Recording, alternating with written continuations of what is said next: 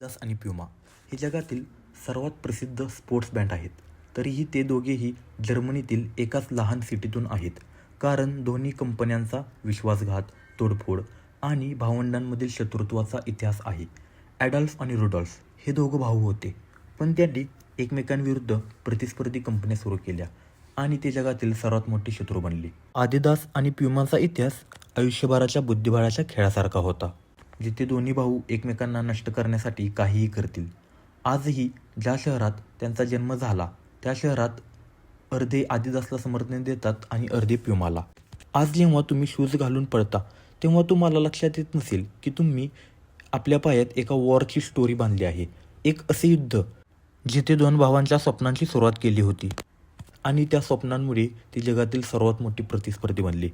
adidas विरुद्ध Puma ही कहाणी आहे जर्मन भाषेतील होजोनोराज या छोट्याशा शहरात सुरू झालेली, जिथे ॲडॉल्फ डॅसलर आणि रुडॉल्फ डॅसलर हे दोन भाऊ होते, जे त्यांच्या आईच्या कपडे धुण्यातील जुन्या शूजपासून नवीन शूज बनवत होते. मशीन नाही, पैसे नाहीत, फक्त एक स्वप्न. ॲडॉल्फने शूज डिझाईन केले आणि रुडॉल्फने ते विकले आणि त्यांनी मिळून डॅसलर ब्रदर्स ही कंपनी सुरू केली. आणि मग तो क्षण आला जेव्हा 1936मध्ये ऑलिम्पिक चॅम्पियन जेसी ओवेन्सनं त्यांचे शूज घातले.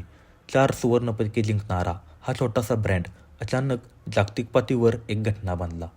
पण सोबत अहंकार, गैरसमज आणि युद्ध आले. दुसऱ्या महायुद्धाने भावांना अशा प्रकारे फोडून टाकले की एकाच छताखाली सुरू झालेले 2 भिंतींमध्ये वाढले. ॲडॉल्फने त्यांच्या कंपनीचे नाव adidas प्लस ठेवले तर डॅसलरने प्युमा सुरू केले. स्पर्धा खूपच तीव्र होती. संपूर्ण शहर वाढले. एका बाजूला ॲडॉल्फचे कर्मचारी आणि दुसऱ्या बाजूला प्युमाचे. लोक कोणाचा मित्र आहे हे बूट घालतात यावरून ठरवत असत. परंतु या स्पर्धेने क्रीडा उद्योगात क्रांती घडवून आणली.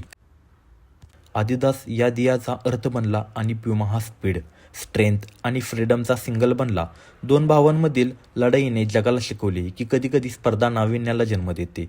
म्हणून पुढच्या वेळी जेव्हा तुम्ही जमिनीवर धावाल तेव्हा लक्षात ठेवा की हे फक्त बूट नाहीत, तर हे 2 भावांच्या अपूर्ण स्वप्नांची आग आहे. आणि जर ती आग तुमच्या आत जळत असेल तर जगात अशी कोणतीही शर्यत नाही की जिथे तुम्ही हाराल.